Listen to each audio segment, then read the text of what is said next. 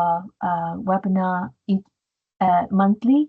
The idea is really to create a community where we can have extended professional development, and then we can also have exchange on research and teaching practice. I'm going to start with the land acknowledgement for Bishop's University. Our university is located on the traditional territory of the Abenaki people, or the people of the rising sun. We acknowledge the stewardship and appreciate that we're all guests on Abenaki territory. We welcome you all as guests, and me included, guests to this university and this territory. And today we are very fortunate and honored to have two guest speakers. I wonder if Emily, do you want to try your mic, see if it's working now? Emily? Yes, can you hear Okay, me? good. I will let you introduce the two speakers. I've done the acknowledgement. Perfect, thank you. So today for our two guest speakers, we have Eugenia Vasilopoulos and Amanda Dunbar, who are both from Concordia University. So Eugenia Vasilopoulos is a teaching professor, and Amanda Dunbar is a PhD candidate, again, both at Concordia University. And today they will be speaking to us about fostering academic integrity and ethical practices in an age of Gen AI, or artificial intelligence, challenges and opportunities for language and literacy educators. And so I will now leave the floor to our guest speakers to give us more information and guidance on this incredibly relevant topic.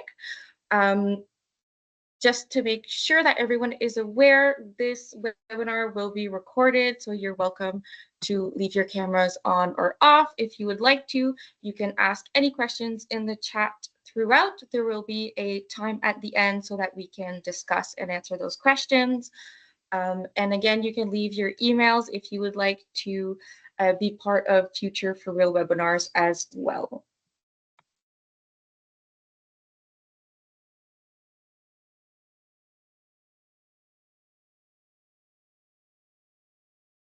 Okay, hi. Thank you, Emily, for that. Thank you, Sunny, for inviting us and for the wonderful opportunity to share with the community some of the work that we've been doing. So my name is Eugenia Vasilopoulos, and as Emily said, I'm here with my colleague, Amanda Dunbar. And Amanda, if you could, we have our land acknowledgement for Montreal. So I will say that Concordia is located on unceded lands of the Kanien'kehá:ka Nation, the custodians of the lands and waters of Tiohtià:ke in Montreal. Our specific Department of Education is located on the former property of the Grey Nuns, which is a Catholic institution that played a key role in the federal government's system of residential schools, which was designed to extinguish the cultures and knowledges of the First Peoples and to stop cultural transmission to future generations. Our Department of Education inherits this legacy, the effects of which include structures, behaviors, and attitudes that are inequitable, exclusionary, biased, discriminatory, and self-sustaining. We pledge to resist these systems, behaviors, and attitudes, and to work towards transforming our department and our university into more equitable and inclusive spaces. Thank you. Okay, so I guess we can go to our first slide, which is the agenda and what we'll be talking about. So I'll start briefly with, I guess, some of the changes in our technological context and how that has shaped academic integrity, how Gen AI is different than some of the other disruptions that we've experienced in the past 20, 30, 40, 50 years, and the implications that that has on academic and professional integrity. About the use, and I put that in quote because it does become a little bit complicated, teasing out how we are using AI and the challenges and identifying and labeling this use as transgressive or not. And then Amanda will talk about addressing AI in assignment design, frameworks for fair use, preventing plagiarism and academic violations, and AI literacy. And then we'll conclude with some, I guess, ideas on how to move forward and navigate this really, I guess, turbulent time. So as you can see in the first slide, this is a cover of Newsweek magazine. And if you look really closely, you'll see that this was published in 1975. I'm not sure if you were born then. Some of us were. I was not born then. But even back then, there was this concern of why Johnny can't write. In other words, this fear of students losing the ability to write basic English goes way back. And it's not new. It's not something that has just come around because of technological developments, though we have survived past technological developments. For example, the online revolution, where suddenly copying and pasting made internet plagiarism rampant and extremely alarmist. Grammarly, when it first came out, was controversial because why do we need to teach grammar if Grammarly can change it all and fix it all? Then you had, for example, online learning during the pandemic, when writing classes went virtual and teachers weren't able to invigilate and control the testing conditions. So we've had these types of disruptions, and they have challenged our notion of academic integrity, what's allowed and what's not allowed. Assessment, how do we assess if students are writing online and we can't invigilate the way we used to, or the way, Johnny's teacher can be standing over his shoulder watching to make sure that he doesn't have a friend next to him who he's copying from. And into authorship, what does it mean to be a good writer? What is good writing? Is it only the way we see Johnny here struggling with a pencil and paper, or might that include other types of digital or technological and social mediation? So I guess the question to you is, yes, things have changed because of the presence of ChatGPT. How are things different? Is this a greater threat perhaps to our academic integrity than in the past? Are there things that distinguish AI chatbots like ChatGPT, for example, from things that we use like Grammarly? Is there a difference, and is this important? So I guess I'll start with that because I think teasing out some of this nuance is really important to be able to understand exactly what we are up against. So if you'd like, you can put in the chat, what do you think? Is it different? What distinguishes AI chatbots and ChatGPT with tools like Grammarly that we think are okay to use? So feel free, you can, share your thought in the chat, and this just to kind of get us started. Is it different this time?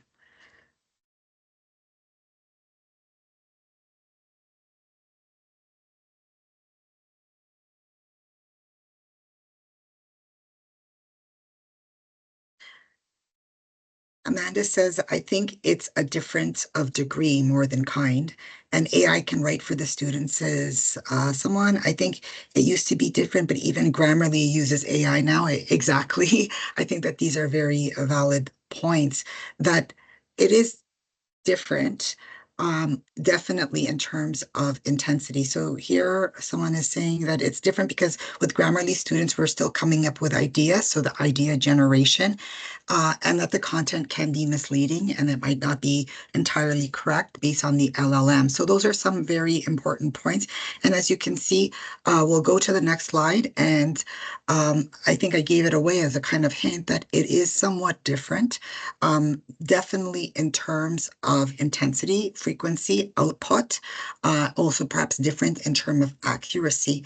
So this is from something called Typewise, and Typewise is an AI platform, and they've categorized here nicely for us some of the different ways that AI can be used in text production. So you have AI text editors, and of course you will notice that there's a lot of overlap because Grammarly did start off as a text editor, but now can do a lot more than just text editing. Then you have the text editors pretty much just find mistakes, correct mistakes, review your grammar, spelling, style, which is different than text prediction, which is when you start typing and then it gives you the full word. You start typing a sentence and it gives you a possible end to the sentence. And it can go on so far and so to paragraphs.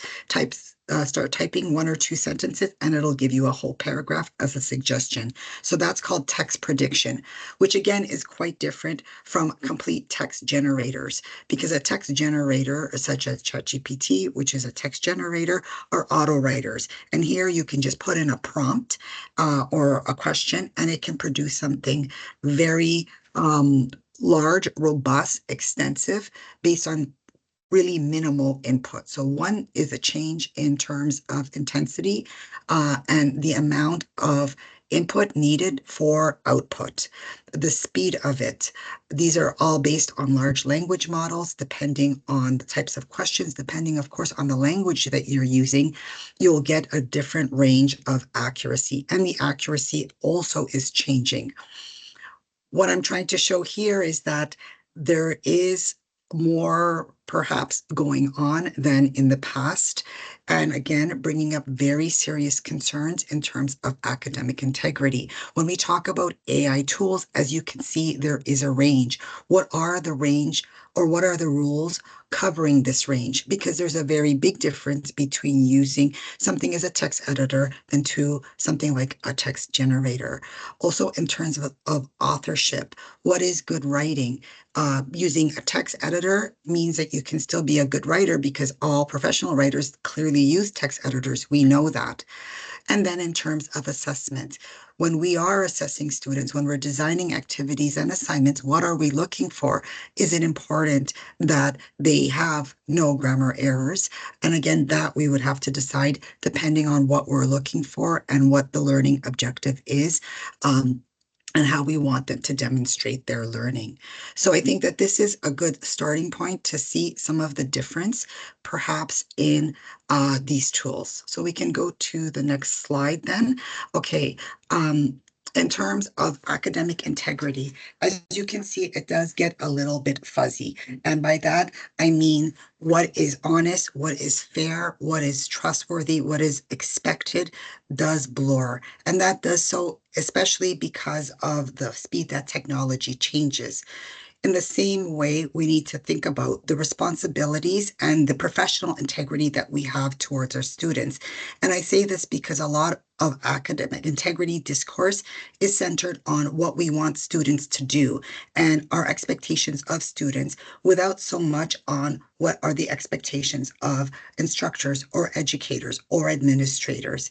And some of these do apply in both ways. For example, something such as trust. We trust our students and our students trust us, but at times we might use AI detectors, which are clearly not trustworthy. We know that they are not reliable, but there is, of course, that temptation to use them, and kind of the honesty. If we do use these AI detectors that we know perhaps are not reliable, are we honest? And do we say, yes, I've used it, and it shows that you've got this percentage of AI detected text in your work?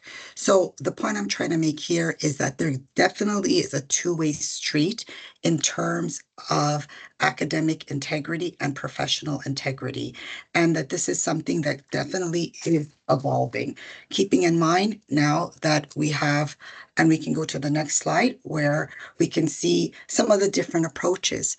Many people might feel a little intimidated because of how transformative Gen AI can be to writing. I know many writing programs that still insist on not integrating AI, for example, by using paper and pencil types of assessments, such as we saw in 1975 with Why Johnny Can't Write. There's this idea that AI doesn't exist in my classroom, and that I can continue to teach writing or teach language without recognizing how much AI is involved in students' learning, involved in students' textual composition. Why it's important to not block it out is because clearly students are using it. And the frequency and the intensity of its use perhaps is quite connected to the expectations that we have on our students. As you can see with that meme, when you're feeling this kind of pressure to have something done and you feel ill-equipped to do it, you might turn to some of these tools that are so readily available. And so I guess in terms of professional integrity, a call to us as educators to really confront the technological reality in which writing takes place, and also the expectations of students to be able to use these tools to help them manage their learning. So maybe we can go to the next slide and see how this can kind of play out. So this comes from a source called Ditch That Textbook. It is a popular source, and it's from educators that, of course, are trying to come up with creative ways of dealing with AI in the classroom. It's time to rethink plagiarism and cheating. And on this figure is a spectrum, a continuum. You have bot created at the top. This is completely mediated by technology. And at the bottom, you have student created. And you have 6 levels, kind of like a continuum. So I'll start at the top. Bot created. The student plugged a prompt into AI, copied the response, and submitted it to the teacher. Is this considered cheating? Maybe you can give me a thumbs up or something. Do you consider that cheating? Yeah, I can see some thumbs up there. Okay, yeah. How about the next one? AI created a response. Student read it, edited, adjusted, and submitted it. So this is the second one. Now you got a reply. There's some mediation. The student is mediating it a bit, right? Vetting it. Okay. Is this considered cheating or plagiarism? Okay, there's some thumbs going. Okay. Let's see the next one. Students created multiple AI responses. Uses the best parts, edited and submitted. So typed in multiple prompts and got all these different answers, and now it's like, okay, I'll use this part, I'll use this part. There's more curation. There's obviously student is reading, analyzing, engaging with the text. Is this cheating? Okay, so I see some thumbs. Next, students wrote main idea. Oh, great, some writing the student wrote. AI generated a draft and offered feedback to improve. So here, the ideas come from the students, but AI is mediating and improving, enhancing the students' work. Is this considered cheating? Okay, yeah, maybe we're like, one person says yes, okay, that's fine. And I'll tell you, to be honest with you, there's no right or wrong answer, of course. This is all based on what your course is, what your expectations are, what you want students to learn, what the learning objectives are. And also, I'll deconstruct it a little bit more once I get past the next two. So now here, the second last, students consulted Internet AI for ideas, then wrote and submitted, right? So here, the brainstorming, the typical like kind of idea generation, like, I don't know what to write. Let's see, looks for some ideas, says, okay, now I've got some ideas, and starts writing. And this is, I think, a very common use of AI, and one that tends to be because perhaps of its commonality. And the last one, there's absolutely no content, no consultation with the internet or AI. And this, we would say, is not cheating, because this is the situation that we have of Johnny in the beginning, writing with a pencil and paper. It all comes from his head. It all comes out of his hand with his pen. This is entirely his. One thing that I want to kind of point out here is the continuum gets a little bit blurry depending on what we want our students to learn, who our students are, what the assignment or the task is. The continuum also gets a little bit blurry when we start talking about language. This is all content. He took the ideas, but what if it's editing and it's language? Again, is Grammarly, what if I run something through Grammarly? Is that cheating? Do I have to attribute, written in co-collaboration with me? Typically, no, we don't. So maybe we can go to the next slide. And look at when we're talking about language, how much more embedded it really gets and how much harder it is to tease apart. So, I was looking around and there is a website and I have here its logo, Ultimate Essay AI, Paper AI, Academic Writing AI Assistant. It's called UMU and it's a website that has a platform that helps students write. It compared different platforms, its competitors, one being PaperPal and another being Jenny, and looked at the different features that these AI platforms provide.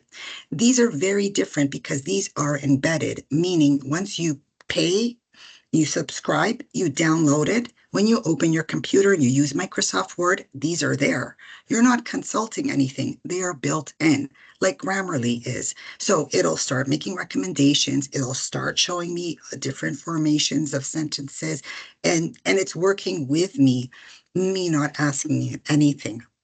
Some of the things that PaperPal can do are similar to Grammarly, like provides accurate language feedback. It'll say if you spelled something wrong. Okay. It'll make a grammar check. It'll correct your grammar punctuation. Okay, thank you. It will also provide stylistic, improve the style and structure. Maybe you want more formal tone. But when you look at something like Jenny, Jenny does a lot more. It provides next line text, so it can give you whole sentences and suggestions. It can paraphrase or completely rewrite what you wrote. So you might write something and it'll redo it in a more academic tone. But it also provides things such as citations, which are very important. The accuracy of it may vary, but we do want our students to learn how to cite. And it also provides plagiarism detection. The point that I'm trying to make here is that this is very much embedded, and it's not so much students going and finding stuff and then taking it.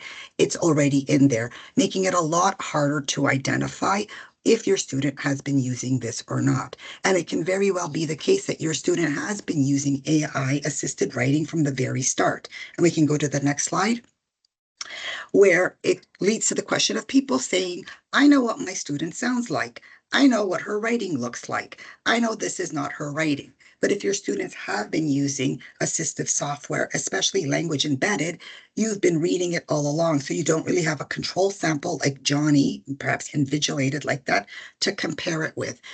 Clearly, it's becoming increasingly hard to detect AI generated writing because AI generated writing is sounding so much more humanized.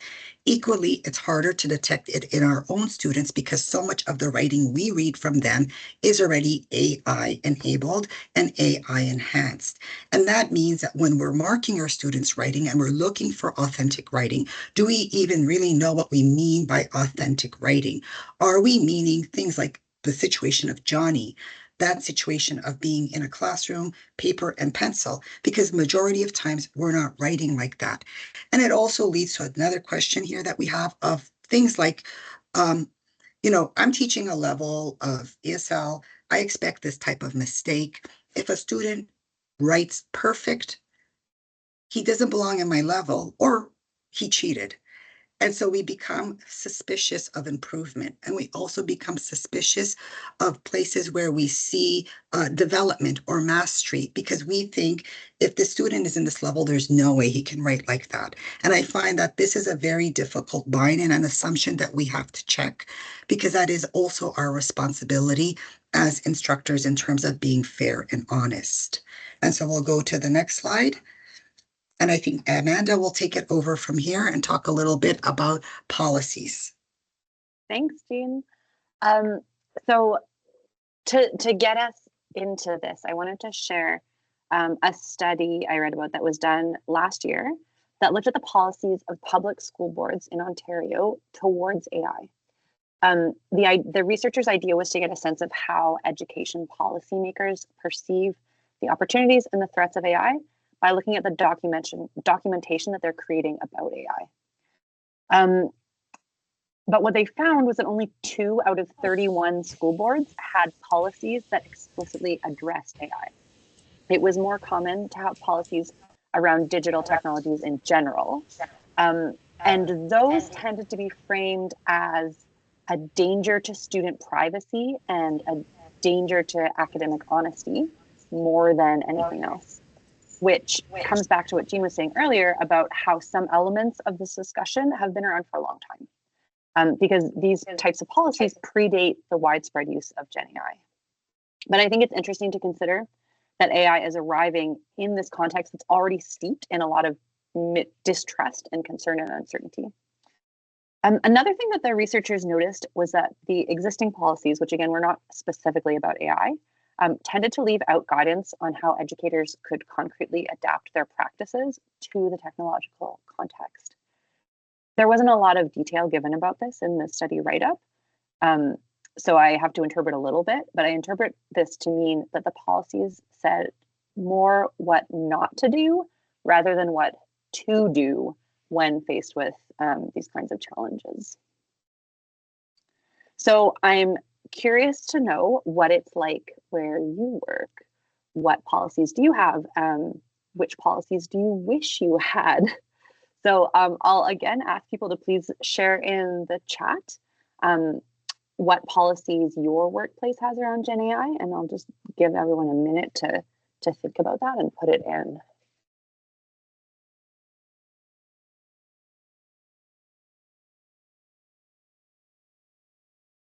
While folks are thinking, I'll share that at Concordia, it's fairly vague. A lot is left up to individual departments and professors, and we're asked to deal with it pedagogically.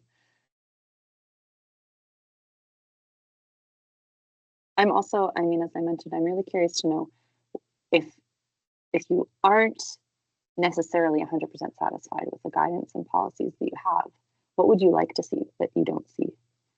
So people are starting to put things in. I look at the elementary level, and I have to be honest, our school hasn't really looked into it yet. And that makes sense because it's more relevant, at least at this point, it's certainly more relevant for high school and post-secondary.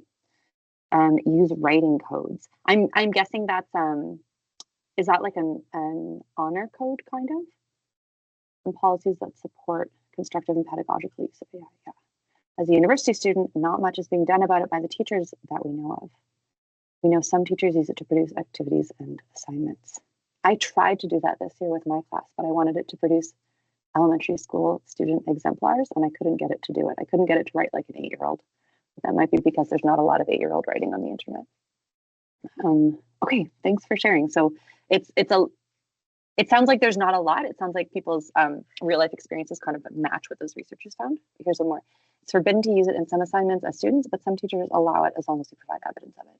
And that's what we're going to see in the next couple of slides, which talk about factors that you can consider, because in cases where there are not clear guidelines or policies, basically we're left to figure out how to deal with it ourselves, which is a big challenge and a big responsibility, but it's also a big opportunity because it really allows you to think through what your priorities are in the job that you're doing.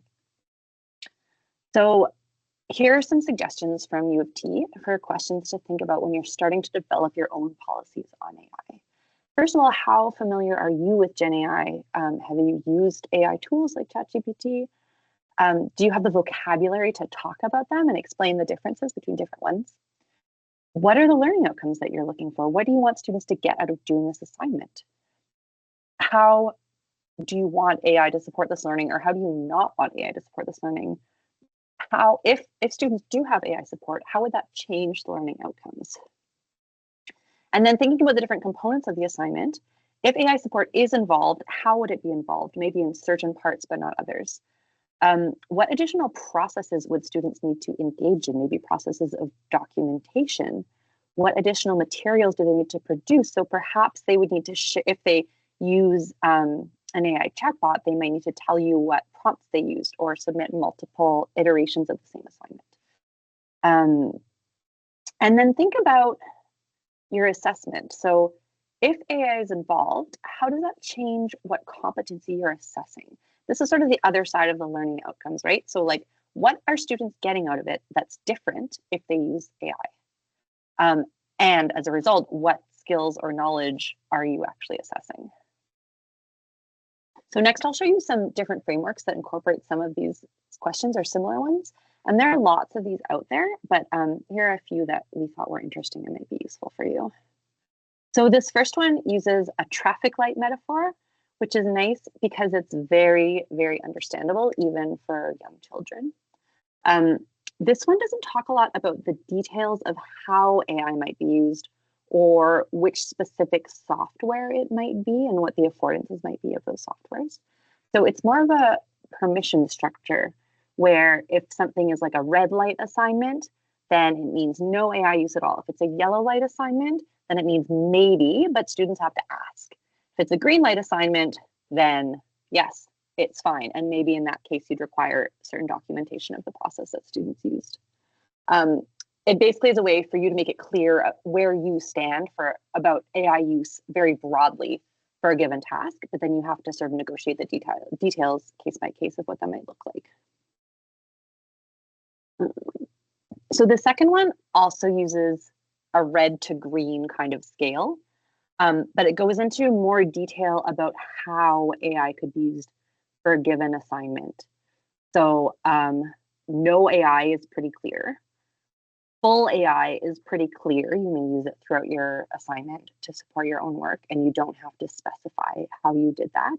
And then there's in the light green and orange and yellow area, there's sort of different levels of AI support. So are you using it to help you generate ideas? Are you maybe doing your own writing, but then using it to help you edit your writing? Are you requesting sort of samples or exemplars from AI, and then you're evaluating them and deciding which parts you want to use? And here's a third one that I thought was especially interesting because it connects possible use cases for Gen AI to Bloom's taxonomy, which is something that we see a lot as teachers. And the reason I like it is because it helps you to think about what learning processes the technology might be supporting if students use it in a certain way or for a certain task. And it's also interesting because the higher level, the quote unquote higher level tasks on Bloom's taxonomy are integrated more with AI in this framework, in the sense that remembering and knowledge is paired with not using Gen AI at all, whereas creating is paired with extensively using Gen AI. And we often hear concerns that AI is ruining students' ability to think critically. So this is kind of a counter argument to that perspective. And it talks about, like in the purple zone at the bottom, it talks about how in advanced Gen AI integration, you are effectively co-creating with Gen AI and using it as a tool to support, using it almost as a collaborator. Whereas back down at the understanding comprehension level, which is in yellow, you might use it as more of a tutor to sort of help understand complex concepts, and it says explore new perspectives. Of course, when it comes to preventing students from using Gen AI in a way that you don't want them to, the first and most important thing is to define what the policies are and make sure that everybody's on the same page about what exactly is and is not acceptable.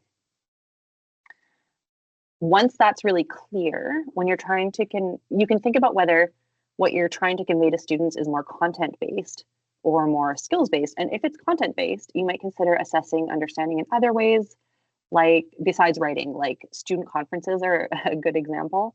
But of course, like we're teachers, we know that there are lots of different ways to assess understanding. Another tactic that some teachers have used is to encourage students to feed their assignment instructions into ChatGPT, or you as the instructor can feed the assignment instructions into ChatGPT and then get it to do the assignment and then get your students to critique the output.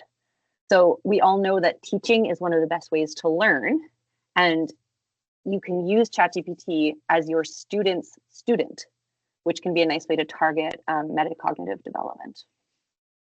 You can also think about prioritizing student motivation and buy-in, which of course is easier said than done, but we know that if students understand the benefit of what you're asking them to do, they're more likely to participate in the spirit of the assignment, which is related to the last point at the bottom of this slide, which is to remember why we're in this profession. Nobody became a teacher because they wanted to be the classroom police.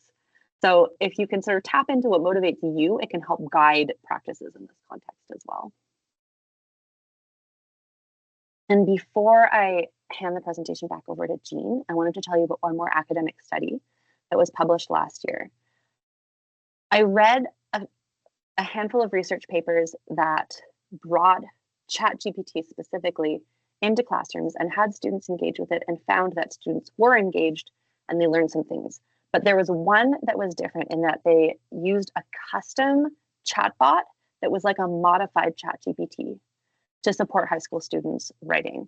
And the software that they used had 3 key differences from ChatGPT.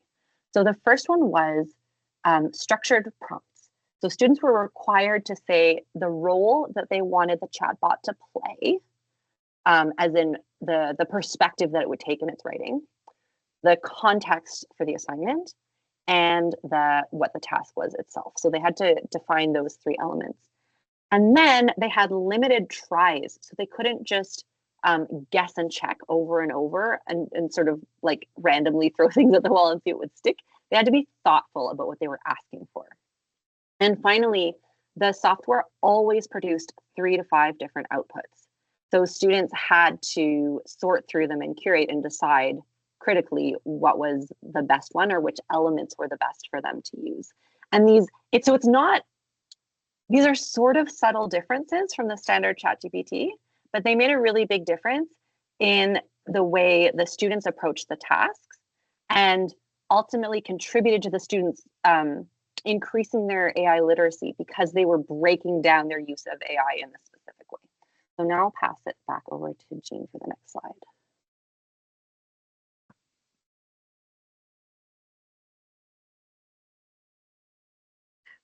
Thank you, Amanda, for that, and for showing us different ways that we can think about integrating AI, or at least framing what we expect and our expectations of students' AI use. I think that there's a lot of emotion and uncertainty around this topic.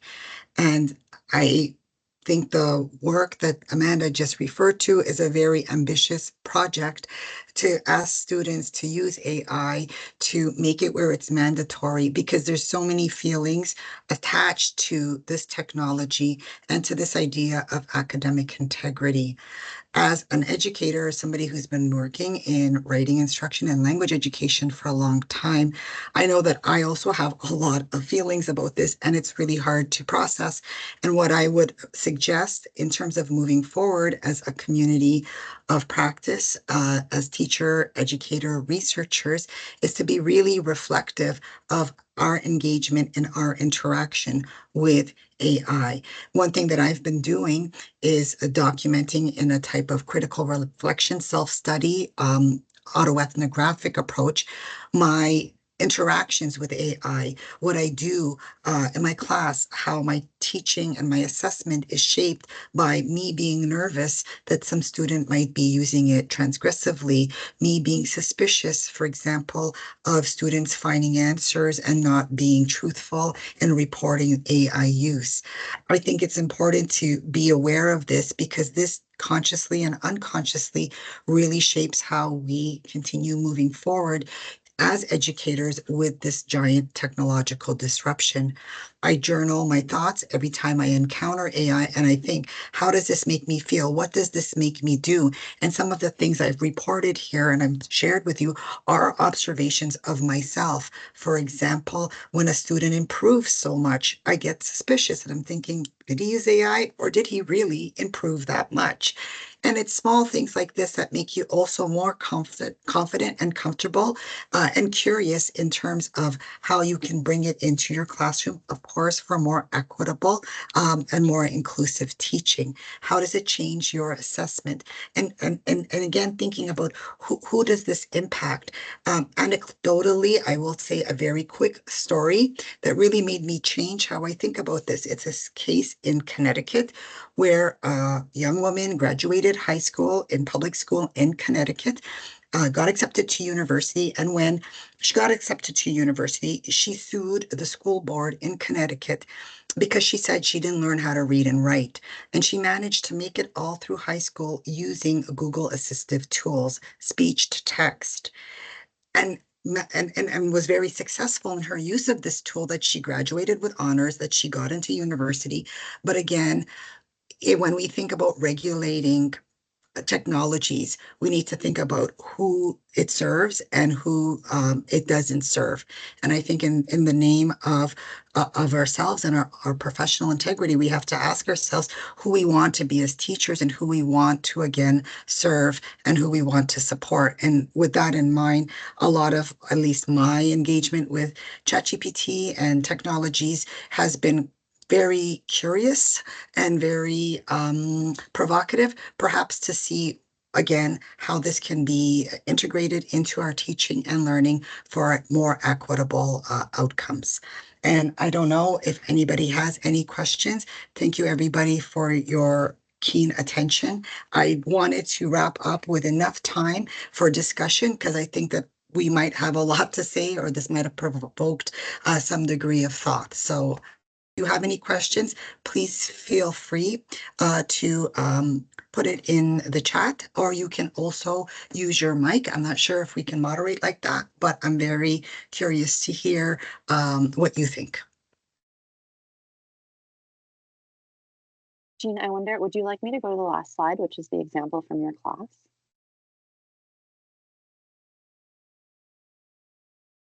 Sure, I guess we can do that. I thought I would include an example from my class, because again, this is kind of seeing what works, what doesn't work, and how we can bring in AI so that it, again, helps to develop a degree of academic literacy, helps to develop a sense of transparency and honesty and confidence between students and instructors and administration. So this is something that I've used with my class, because a lot of our writing, if this is a university class, it's a required class, it's an ESL class. The students do not want to be there because it is a required course, which I think is very important to acknowledge. And with that, there's tremendous pressure for them to pass this course because it is required. We do tests and writing assessments similar to what we saw on the first slide of a student with a pencil and paper, because we want to control for digital mediation and other types of mediation. But when it comes to doing revisions, those are done outside of class. And when they're done outside of class, as you saw, what I've showed in terms of embedded language tools, also other tools that students can use to enhance their writing, do fall in a range of, is this acceptable? Is that not acceptable? So one way to do this, as Amanda has spoken about, is to make students very conscious and very critical, very careful, thoughtful in terms of how they use technology to support their writing. And so this form here is a revision form. Students are asked to use this before they submit their revised essay. They need to answer, did you use Gen AI to revise the language in your essay? Yes or no? And how did you use it? They might say, I used Grammarly, I used Jenny, I used ChatGPT. Include the log if there is a log, and that way we can see the changes that were made. Did you use it to revise content and organization? And if you did, you need to show the differences. So for example, in your introduction, did you use it to change your introduction, your hook, your background, your thesis? Yes or no? And the students might say, yes, I used ChatGPT or I used AI, and they gave me this really nice thesis statement, which I thought eloquently captured what I wanted to say, and it was bang on. And so I used it, and they can say that I used it here, and I like this expression because it's point. Did you use it for your topic sentence in body paragraph 1 for evidence or explanation? And they might say, yes, I used it because I didn't have good evidence, but it showed me some evidence, and I think this is more compelling. And again, it requires some degree of work on the student's part and critical thinking in terms of analyzing why is one piece of evidence better than another, why is one stronger than another, and how they make these types of decisions. What I really hope to achieve with this is a degree also of transparency, that we know that these tools can be very helpful. It can show students how they can develop autonomy in terms of developing their own writing, especially as they go on through undergraduates, maybe even further in their professional life. And so I think that this type of experimentation, because I really don't know how it's going to turn out sometimes, and how students will respond to it. I can tell you most of my students are very positive and very forthcoming. But again, we need to see whether or not it does improve their writing. We need to see other types of impacts that this might have. But I think that this is one way that you can consider addressing the elephant in the room that we know is there. So again, if anybody has any comments or questions about moving forward or addressing AI and academic integrity issues, please feel free to write in the chat or raise your hand. Well, I think I'll jump in because I know people have a lot of questions and let them, simmer it. So you said, I really like this form. I think that, as you said, I know students are using it. But then the form itself allows them to reflect on their use and what they learn in the process. And I think that is so important. Did you use it with the students, and what did you observe? Did they? Yeah. Sorry. I think it's, really, it's a hard sell. So I have a lot of students the first time, it's very, no, no, no. Did you use ChatGPT? No, no, no, no, no. And you're like, okay, let's try that again, right? And they really have to trust you that you're not going to turn around and be like, you shouldn't have used that. And so I use this throughout the course. So the first time they're not as receptive to it. Some students really engage. And when they do, what I find is that this type of structure really helps them metacognitively to understand what is good, what makes a good essay, what makes good structure. So right from the outset, the students that do engage in this intellectual activity will share ways that they've used it, which is fine and fair. As long as they share it, it's fine and fair. But they'll also be able to say what makes a good topic sentence. And they'll also be able to see whether the evidence they're including is strong and convincing and whether it's well connected. And that was one of the unexpected findings from the first time I used it, was that when the students wrote their second essay, Johnny style, paper and pencil in class, their organization was splendid. And I thought, wow, how did that happen? And I thought maybe it is because if they really follow this type of structure and really are careful in analyzing the different parts of an essay through ChatGPT and through their own selection and curation, they become more aware of how to do it themselves without it. So there are unexpected gains that I've seen with the small group that I've used it with. And of course, at Concordia right now, we're trying to pilot this across sections of these ES writing courses to see if in different sections with a larger group, we can see any positive developments, which is what we're hoping for. Can I jump in for a sec? Yeah.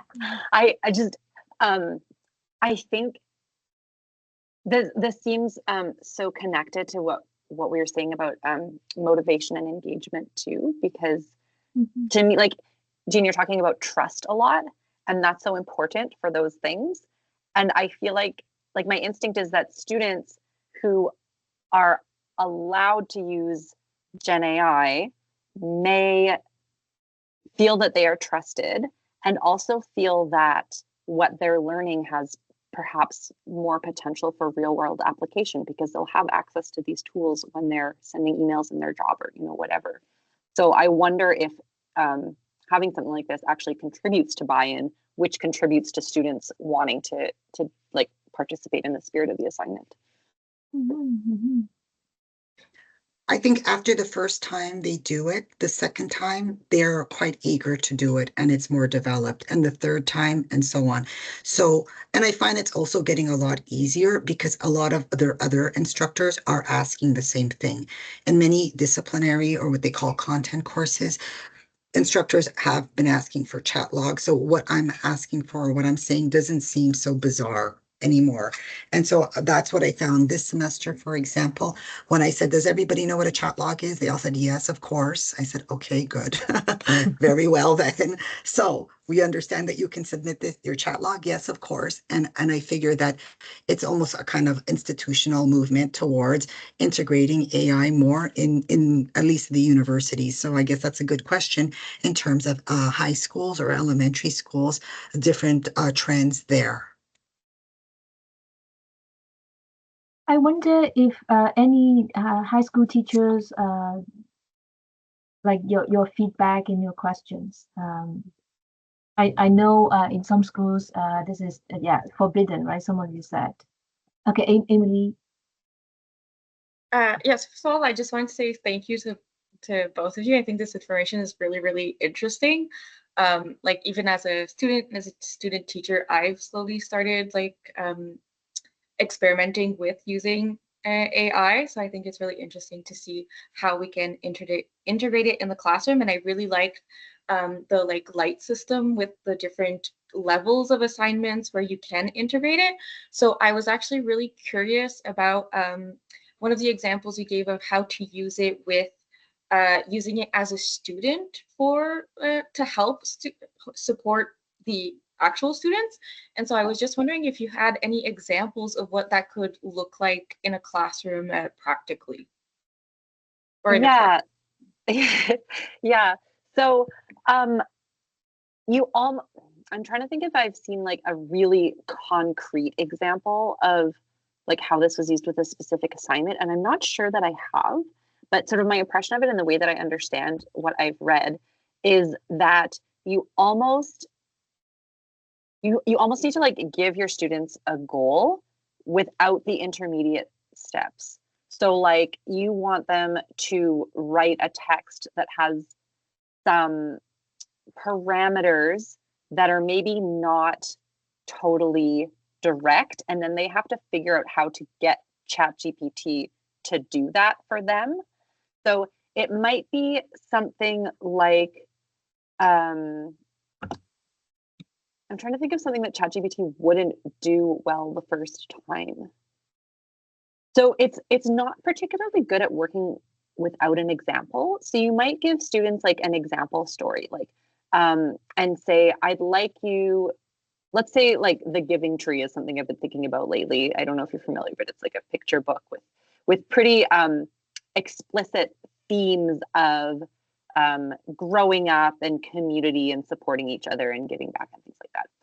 So you might read that book with your students and then say, okay, I want you to get ChatGPT to write a response to this story or to write its own story in the style of this story.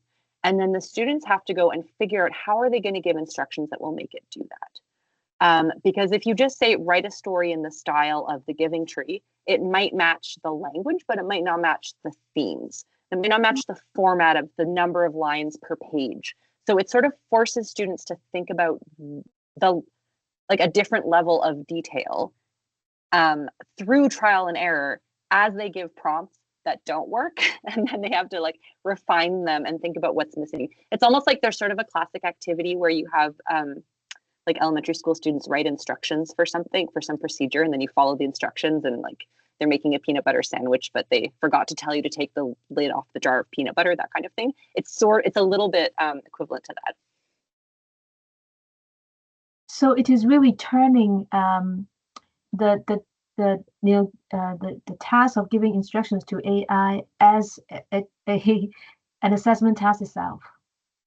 Yeah, exactly. In the same way that, I mean, like I'm a PhD student. I just finished teaching an undergraduate course for the first time. And there were assignments where I gave my instructions and the students didn't interpret them the way that I thought they would. Right? This happens when you teach for the first time. So it's, and I learned a lot through having to revise and refine. And I think that's the same process that students do when they use ChatGPT in that way.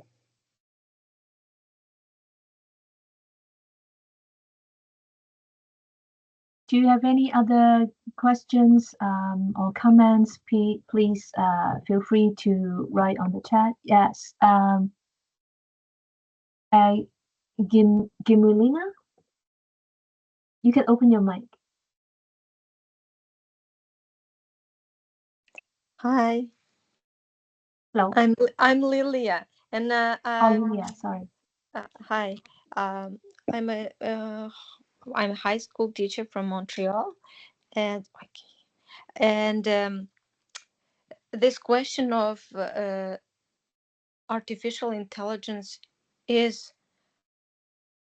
it kind of knocks at my door very strongly, and I feel like I don't have answers. And the reason I attended this conference is trying to find the answers. And I think one of the steps, another step that we will have to do as school, is to come up to, as teachers, to come up together and decide, what do we do, how do we do, what do we accept, what we don't accept, and how can it help students. And in a sense, because it's really what you are saying, that's what I'm living. Do I trust, do I don't trust, who did this, am I correcting ChatGPT text, why am I correcting ChatGPT text, why am I wasting my time, why did they waste their time? So that kind of reflections, questions, and I think these are the things that will come up with through the teachers, for teachers, by the teachers, and the communities. And so I'm very thankful for you organizing this workshop, about this webinar for us. Thank you. Thank you. Jean and Amanda, do you have any comments? Yeah, thank you for sharing, and that, and I agree that I think that's one area that really needs greater attention, is the emotions that are involved. And what I've seen, at least in my own efforts to kind of document my experience with ChatGPT, is that it's a very emotional one. A lot of the policies are based on logic, on fairness, on technicalities, but at the end of the day, encountering it in our classrooms does have an impact. The same thing with students, seeing that other students might be using it and making the decision to use it or to not use it, or to use it in different ways. And so, I mean, the more aware we are of our relationship to it and how it affects us, I think the better capable we are in terms of moving forward and finding solutions that are, I guess, that we can live with.